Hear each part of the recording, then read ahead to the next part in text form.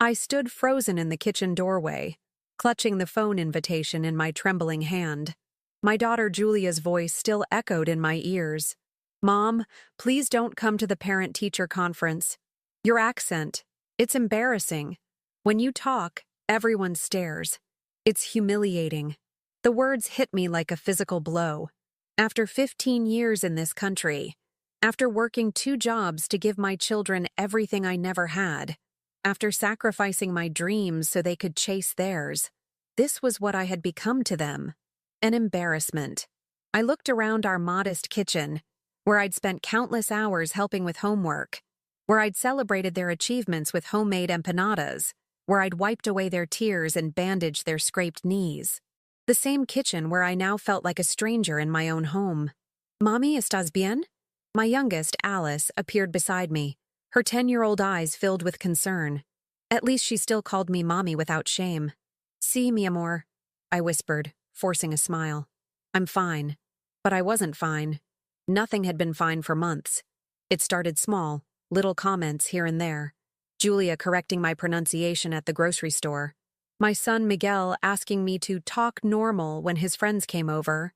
The way they'd exchange glances when I spoke, as if my words were something to be endured rather than heard.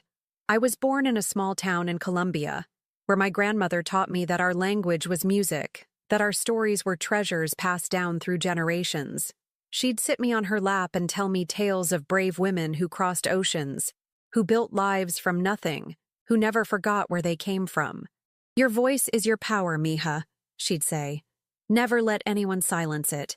Yet here I was, 38 years old, voluntarily muting myself to spare my children the horror of having an immigrant mother who spoke with an accent. The irony wasn't lost on me. While I cleaned office buildings at night, I'd been working on something in secret, something that felt like betraying my own silence. In the quiet hours between shifts, in the early morning before the kids woke up, I'd been writing. Not in English, which still felt clumsy and uncertain on my tongue, but in Spanish, the language of my heart, my dreams, my deepest truths. I wrote about women like me, women who carried entire worlds in their hearts while being told they didn't belong. My phone buzzed. A text from Julia. "Mom, Maya's mom is driving us to school today. Thanks." No explanation. No apology for yesterday's harsh words. Just another small rejection that chipped away at whatever was left of my confidence. I walked to my bedroom and pulled out the worn notebook hidden beneath my mattress. Inside were hundreds of pages of handwritten stories, poems, and memories. My secret world, the one place where my voice still mattered. As I flipped through the pages, a loose sheet fell to the floor. It was a letter I'd written months ago but never sent, a submission to a small literary magazine. My hands shook as I read my own words, a story about a woman who slowly disappeared in her own home until she was nothing but a shadow, cleaning up after people who couldn't see her. The phone rang, startling me. An unknown number. "Hola? Is this Carmen Valdez?" The voice was crisp, professional, speaking English with what sounded like a slight accent I couldn't place. "Yes, this is she." I switched to English, automatically ashamed of my slip into Spanish. "Ms. Valdez, this is Isabella Rodriguez from Puente Publishing. I'm calling about your submission, The Invisible Woman. We'd like to discuss publication." The words didn't register at first. Publication? My story? The one I'd written in the middle of the night, tears streaming down my face as I poured out everything I couldn't say out loud. I'm sorry. There must be some mistake," I stammered. "No mistake, Ms. Valdez. Your story is exactly what we've been looking for. We'd like to feature it in our upcoming anthology about immigrant women's experiences. There's also interest from our parent company about expanding it into a full-length work." I sank onto the bed, the phone pressed to my ear as if it were a lifeline.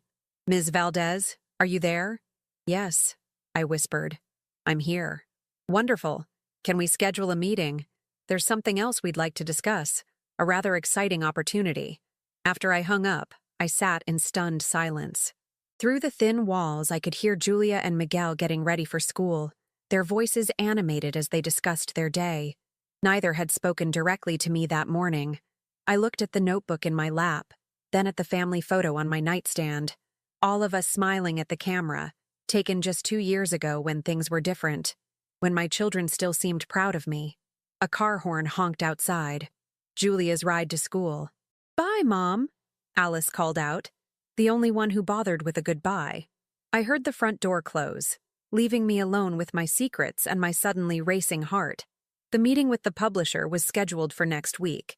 Whatever they wanted to discuss, it felt like standing at the edge of a cliff, not knowing whether the next step would mean falling or flying. But as I sat there, clutching my notebook, I realized something had shifted. For the first time in months, I felt something stirring inside me that I'd almost forgotten existed. Hope. The question was, what would I do with it? And more importantly, would I have the courage to find out just how far my voice could carry, even if it meant risking everything I'd built with my family? The phone rang again. This time, I didn't hesitate to answer in the language of my heart. Hola? The elevator in the downtown office building felt like it was moving in slow motion. I clutched my worn purse tighter, the same one I'd carried for 5 years because buying a new one meant taking money away from Julia's piano lessons or Miguel's soccer equipment. Inside the purse was my notebook, my lifeline, my secret world. I'd never shown it to anyone before today. The receptionist at Puente Publishing had been kind, speaking to me in Spanish when she noticed my nervousness. "Señora Valdez, por favor, siéntese. Ms. Rodriguez will see you shortly." But nothing could have prepared me for Isabella Rodriguez herself. She was younger than I'd expected, maybe 35, with kind eyes and a confident smile that put me immediately at ease. "Carmen, thank you for coming. Your story moved me to tears," she said, settling into her chair across from me. "Tell me, how long have you been writing?" I don't know if I can call it writing," I said, my accent thick with nervousness. "I just write things down. At night, mostly, after work." "What kind of work do you do?" The familiar shame crept up my neck. "I clean offices, and during the day, I work at a factory packaging medical supplies." Isabella nodded, making notes. "2 jobs. Children? 3. Julia is 15, Miguel 13, and Alice is 10. And you write between working 2 jobs and raising 3 children?" She looked up from her notepad. "Carmen, do you realize how extraordinary that is?" I shifted uncomfortably. No one had ever called anything I did extraordinary. "Your story, The Invisible Woman, it's not just good, it's necessary. We've had dozens of responses since we posted the call for submissions, but yours speaks to something universal while being deeply personal." She leaned forward, her excitement palpable. "I want to discuss something bigger with you. Our parent company, Horizonte Books, is launching a new imprint focused on diverse voices, particularly immigrant women's stories. They're looking for fresh perspectives, authentic voices." My heart began to race. "We'd like to offer you a book deal, Carmen, a full memoir, expanded from your short story. But here's the thing. They want you to write it in Spanish first, then we'll have it professionally translated." "En español?" The words tumbled out before I could stop them. "Yes, in Spanish. Your authentic voice, your language. That's what makes it powerful." I stared at her, unable to process what I was hearing. I don't understand. My children, they tell me my English is not good enough, that my accent—" "Your accent is beautiful," Isabella interrupted firmly. "And your Spanish, it's poetry. The way you capture emotion, the way you weave cultural references with universal human experiences, that's not something that can be taught. That's gift." I felt tears threatening and blinked them back. "How much time would I have?" 6 months for the first draft. There's an advance, of course." She slid a paper across the desk. The number made me dizzy. It was more money than I made in 8 months of night cleaning. "There's something else," Isabella continued. "If this book does well, and I believe it will, there's talk of a speaking tour, book readings, literary festivals. Your story could reach thousands of women who need to hear it." "Speaking? In public?" The thought terrified me. "Carmen, you have something important to say. Don't let fear rob the world of your voice." As I walked home that afternoon, the contract tucked safely in my purse, I felt like I was floating. For the first time in years, I had a secret that filled me with joy rather than shame. But that feeling shattered the moment I walked through my front door. Julia was pacing the living room, her face red with anger. Miguel sat on the couch, arms crossed, glaring at me. "Mom, we need to talk," Julia said, her voice cold. "What's wrong, mi amor?" "Don't call me that," she snapped. "Mrs. Henderson called. She said Maya told her you might come to the parent-teacher conference after all." My stomach dropped. I'd forgotten about Maya's mother and the conversation we'd had at the grocery store days ago. "Julia, You can't come, Mom. Do you understand? You just can't." Her voice cracked, and I saw the teenager beneath the harsh words, scared, embarrassed, trying to fit in. "Why?" The question came out smaller than I intended. Miguel jumped in. "Because every time you talk to our teachers, they look at us differently, like we're charity cases or something."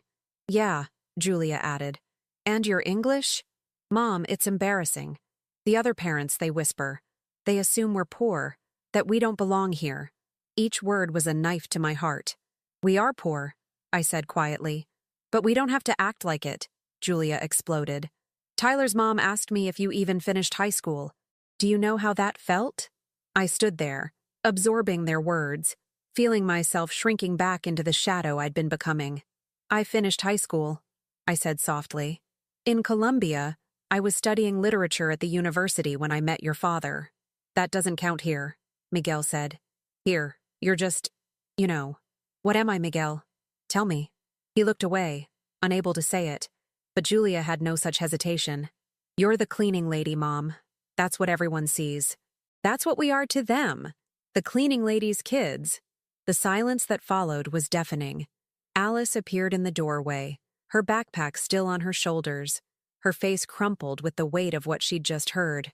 "Mommy," she whispered, running to me. I held her close, breathing in the scent of her hair, feeling the last piece of my heart that hadn't broken yet. "Julia, Miguel," I said, my voice steady despite the storm inside me. "I understand you're embarrassed, but I am still your mother. I am still the woman who carried you, who sacrificed everything so you could have better lives." "We know that," Julia said, but her voice was softer now. We want to fit in, Mom. Is that so wrong?" I looked at my two older children, these American teenagers who spoke perfect English, who belonged in ways I never would. They were my greatest achievement and my deepest heartbreak, all at once. "No," I said finally. "It's not wrong to want to belong." Julia's shoulders relaxed slightly. "But it's also not wrong for me to exist," I continued, "to have a voice, to take up space in this world." That night, after the children were asleep, I sat at my kitchen table with the contract spread before me. Isabella's words echoed in my mind. "Don't let fear rob the world of your voice." I picked up my pen and signed my name, Carmen Elena Valdez, in the flowing script my grandmother had taught me. Tomorrow, I would begin writing my story, the real story, the one my children weren't ready to hear yet. But as I sealed the contract in an envelope, I wondered, what would happen when they discovered that their embarrassing mother, the cleaning lady with the thick accent, had something the world actually wanted to hear? The next 3 months passed in a blur of secret writing sessions and careful lies. I told the children I'd picked up extra cleaning shifts to explain my absences during our scheduled meetings with Isabella. The truth was, I was spending those hours in coffee shops across town, pouring my heart onto pages that would soon become my book. Writing in Spanish felt like coming home after years of exile. The words flowed like water, carrying stories I'd buried so deep I'd forgotten they existed. Stories about leaving everything behind, about the weight of other people's expectations, about slowly disappearing in your own life. Isabella had been right. This wasn't just my story. It was the story of thousands of women like me. "You're different lately," Alice observed one evening as I helped her with homework. At 10, she was still the only one who really saw me. "Different how, mi amor?" "Happier. Like you have a secret that makes you smile." If only she knew. The lie was getting harder to maintain, especially when Isabella called with updates that made my heart race with excitement. The initial response from early readers was overwhelmingly positive. They were already discussing translation rights for other countries, possible book club selections, even film adaptation interest. Carmen, you need to start thinking about publicity, Isabella had said during our last meeting. Book readings, interviews. The marketing team wants to build a campaign around your story, the immigrant woman who found her voice. The irony wasn't lost on me. Here I was, being celebrated for my voice, while my own children wished I would stay silent. That Wednesday, everything changed. I was at the factory, mindlessly packaging medical supplies, when my phone buzzed with a text from Julia. "Mom, emergency at school. Come now." My heart stopped. I grabbed my purse and rushed out, ignoring my supervisor's protests about leaving early. The drive to the school felt endless. 1,000 scenarios ran through my mind. Accidents, fights, illness. By the time I reached the principal's office, I was shaking. "Mrs. Valdez? Thank you for coming so quickly," Principal Morrison said, his tone serious but not alarmed. "Please, sit down." Julia was already there, her face pale and streaked with tears. Miguel sat beside her, looking younger than his 13 years. "What happened?"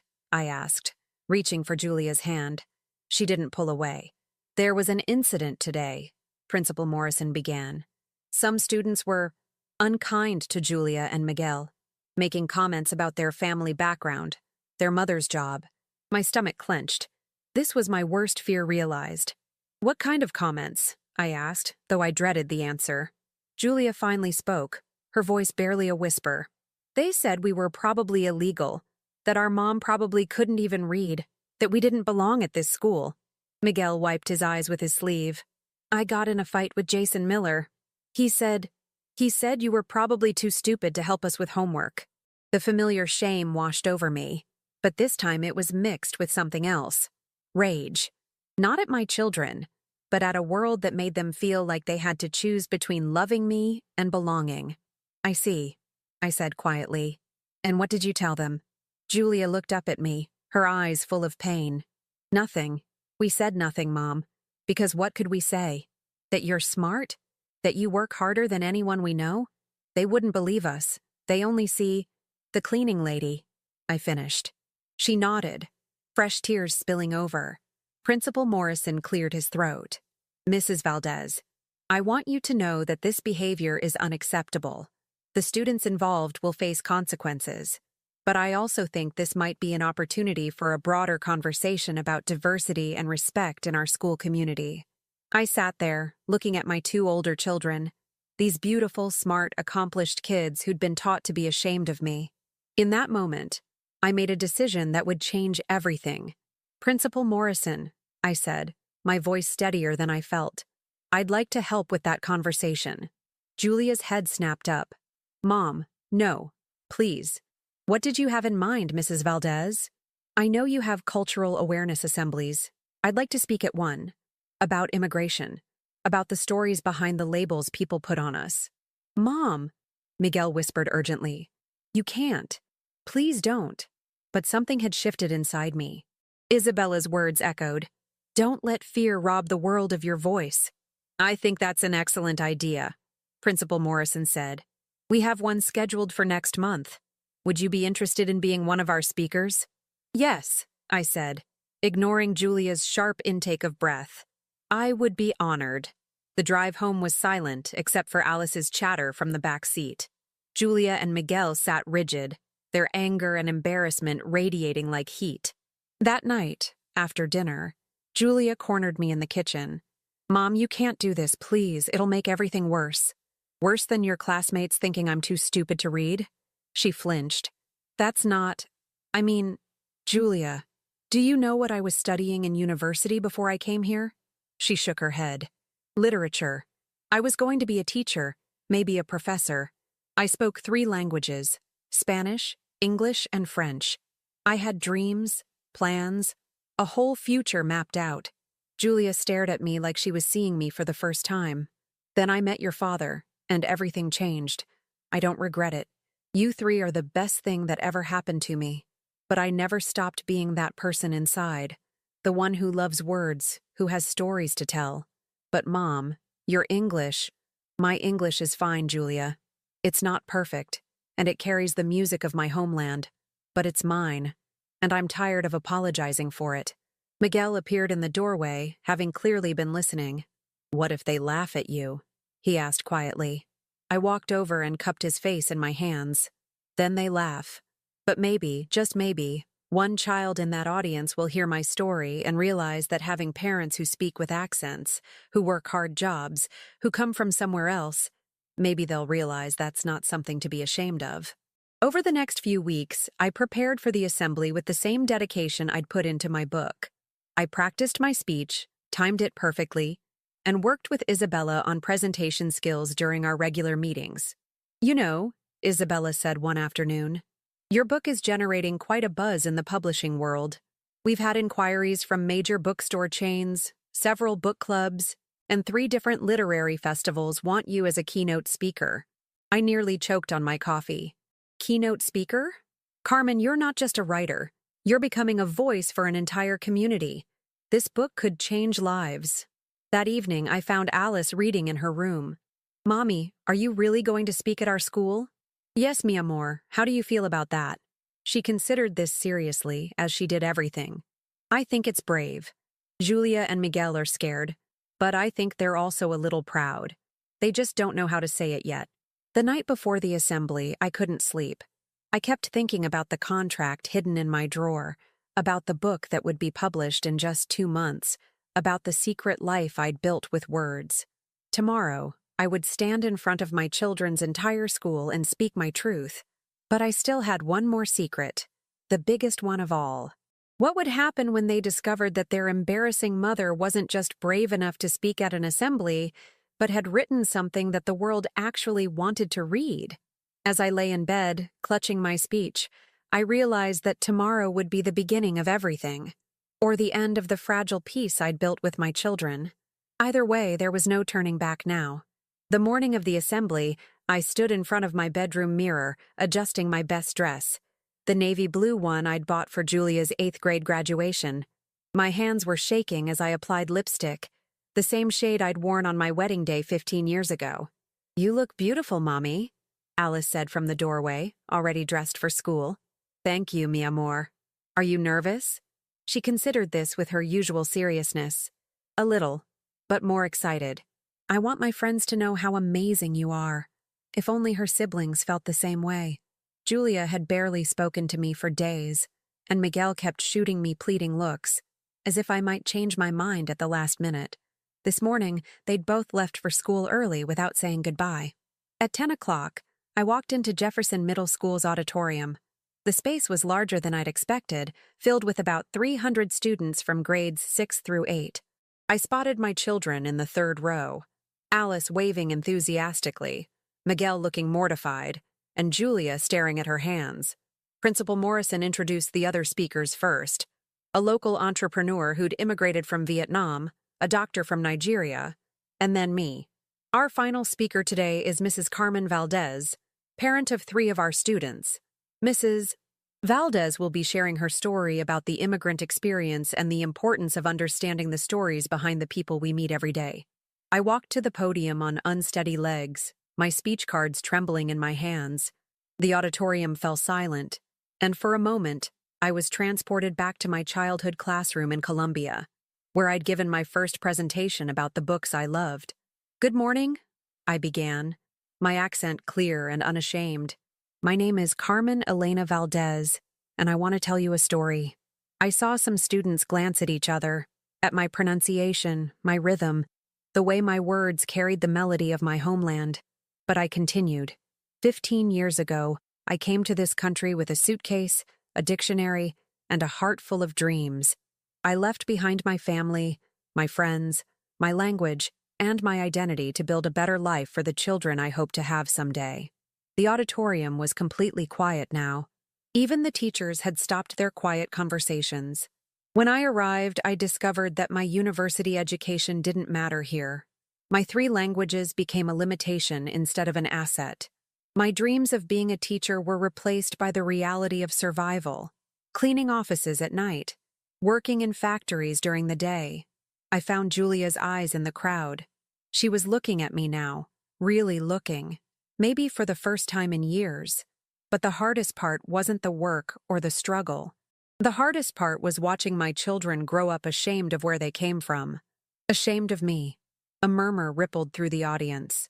Several students turned to look at Julia and Miguel, who had both gone very pale.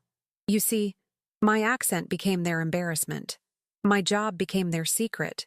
My love became their burden. And slowly, I began to disappear.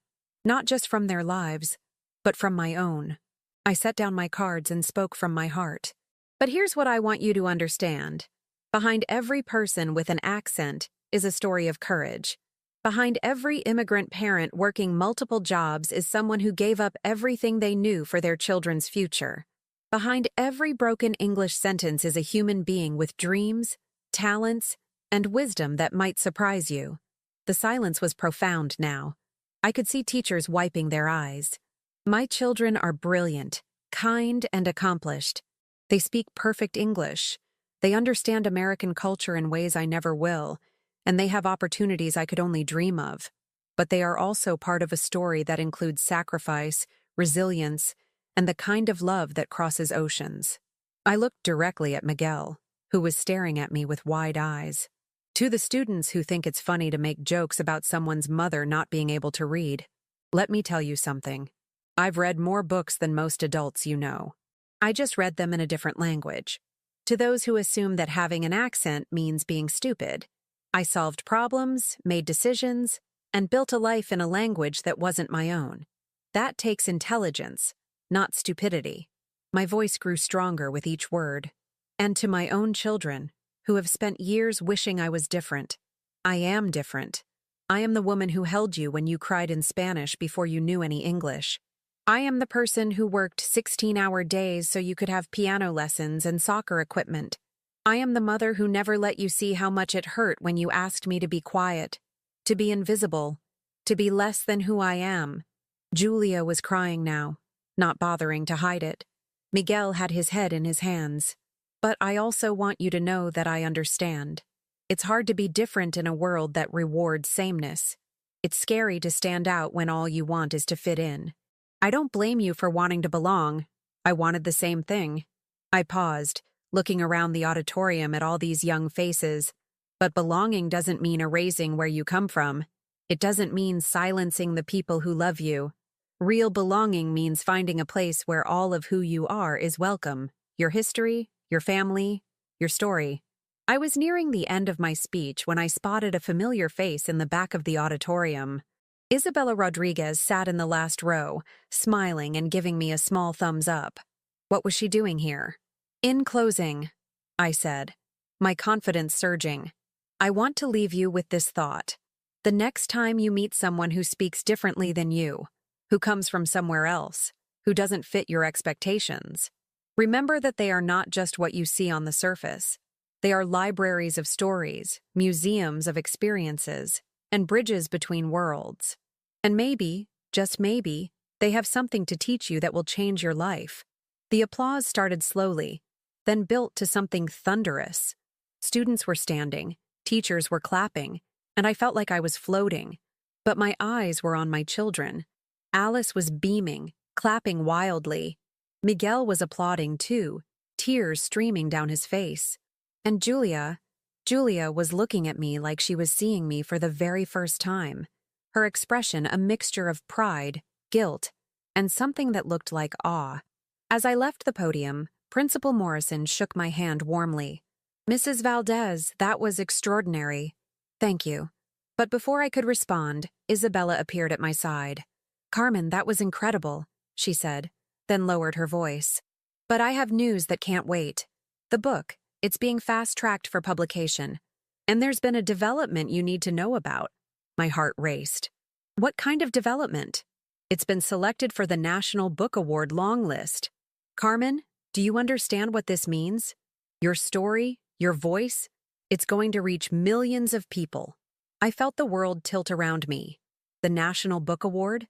My secret writing, born from nights of loneliness and shame, was being recognized at the highest level? When? I whispered. The announcement goes public tomorrow. Which means, Carmen Valdez? A voice interrupted us. I turned to see a woman with a press badge approaching.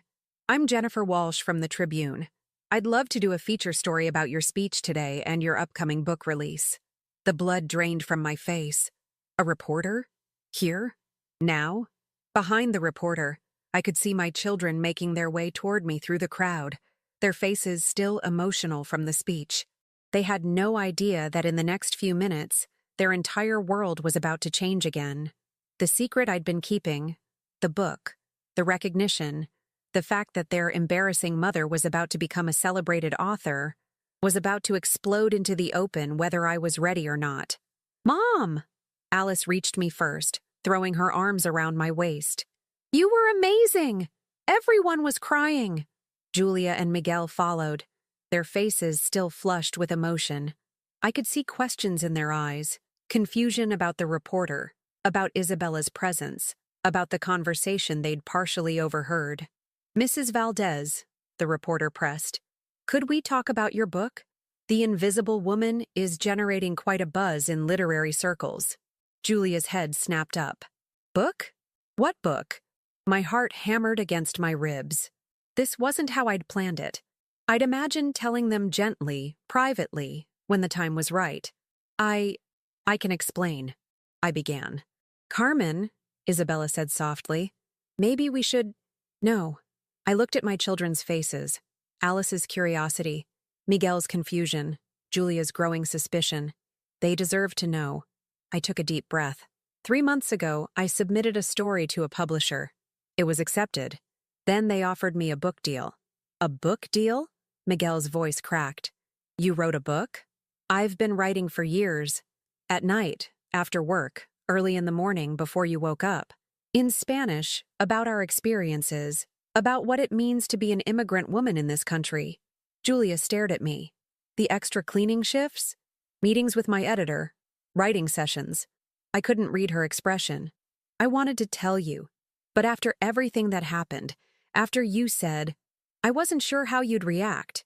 "Mrs. Valdez," the reporter interjected, "the National Book Award long list announcement—" "Wait," Julia interrupted, her voice sharp. "Did she say National Book Award?" I closed my eyes. Yes. The silence that followed was deafening. Even the lingering crowd of parents and students seemed to fade away.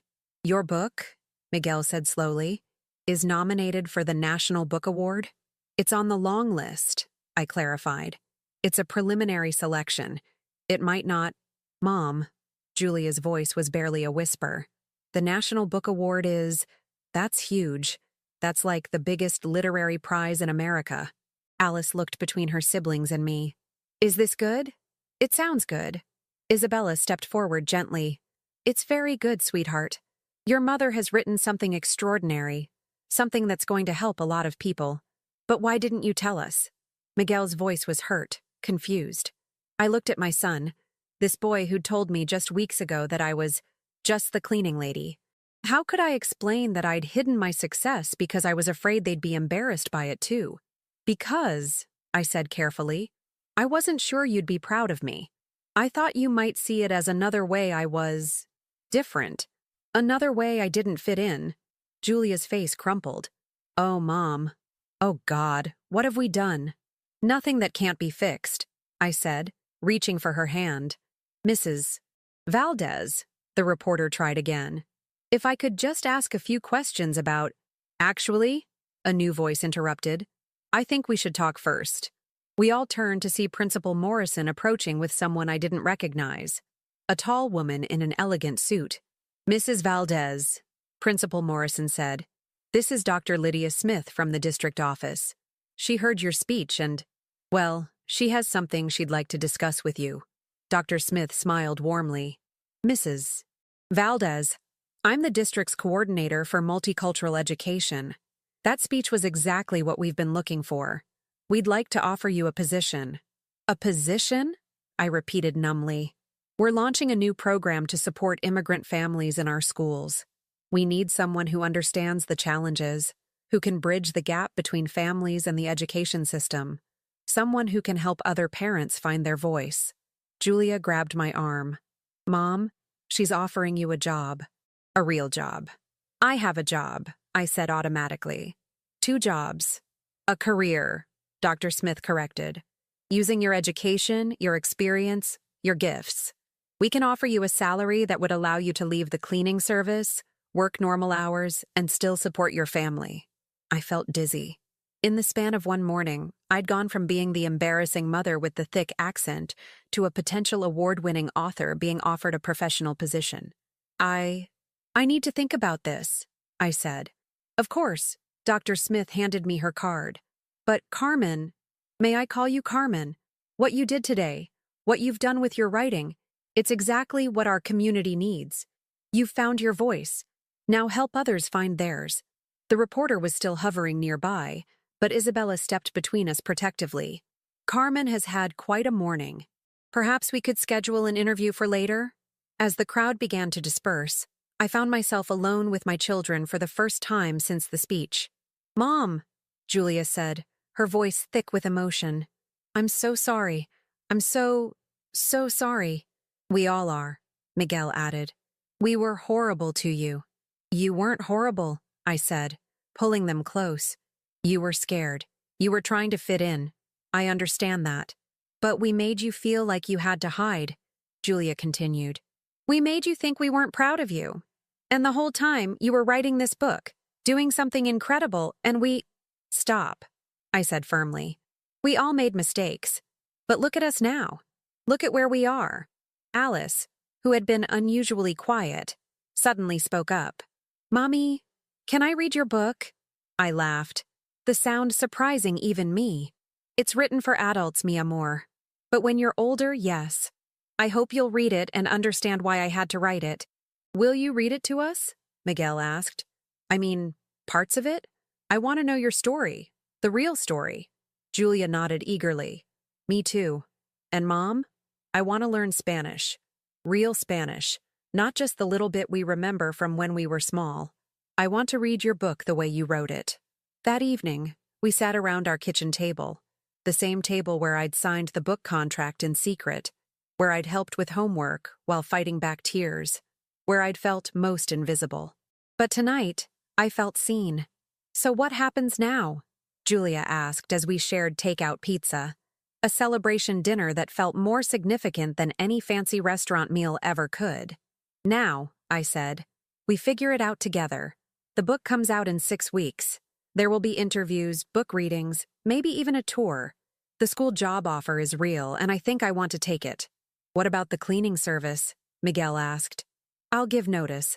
It's time to stop hiding what I'm capable of. Alice bounced in her chair. Can we come to your book readings? If you want to, I said. But I need you to know. This book is about our struggles, about what it was like to feel invisible in my own home. It might be hard to hear. Julia reached across the table and took my hand. We want to hear it, Mom. All of it. We want to know who you really are.